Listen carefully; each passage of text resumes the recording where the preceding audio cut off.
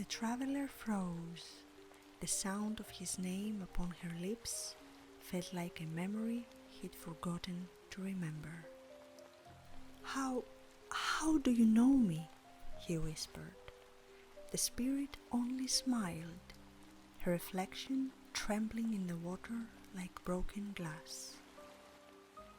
"Because you have walked this path before," she said, "and each time you promise to change your fate." He stepped closer, the rain wrapping around him like threads of silver. "Then tell me," he pleaded, "what mistake am I about to make?" Her voice was gentle, almost kind, and said, "To love what you cannot keep, and to forget what should never be forgotten." And as lightning flashed, the pool beside her simmered, revealing his own face beneath the water.